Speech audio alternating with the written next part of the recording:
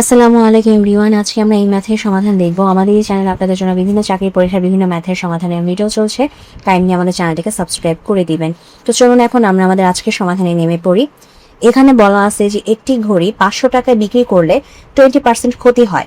ঘড়িটির ক্রয় মূল্য কত? তো আমরা যেটা করব, আমাদের ঘড়িটির ক্রয় মূল্যটাকে আমরা ধরে নিব হচ্ছে আমাদের 100%। ঠিক আছে, 100% ধরে নিব। তাহলে কি বলছে যে আমাদের 500 টাকায় বিক্রি করলে ক্ষতি হয় হচ্ছে 20%।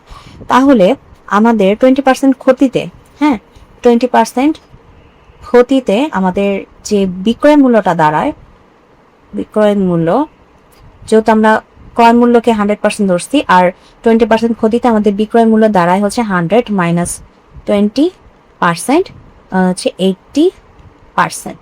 ঠিক আছে, 80%। ওকে, এখন বলছে এই 80%-এর মান কত? 500 টাকা।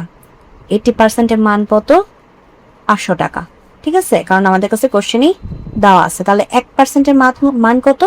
আর আমাদের কাছে ক্রয় মূল্য জানতে চাইছে, তার মানে 100%-এর মান কত? তাহলে 1%-এর মান কত? 1%-এর মান হচ্ছে 500 ডিভাইডেড বাই 80।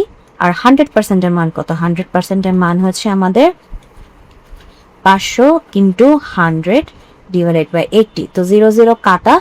সো এখন যদি আমি কাটাকাটি করি বাদ বাকি বিষয়, তাহলে হচ্ছে আমাদের লাস্ট অ্যান্সার আসে হচ্ছে 625 টাকা। তো এটাই ছিল আমাদের আজকের কোশ্চেন সমাধান। তো যদি ভিডিওটি ভালো লাগে অবশ্যই ভিডিওতে লাইক দিবেন, চ্যানেলটিকে সাবস্ক্রাইব করবেন। ভালো থাকবেন।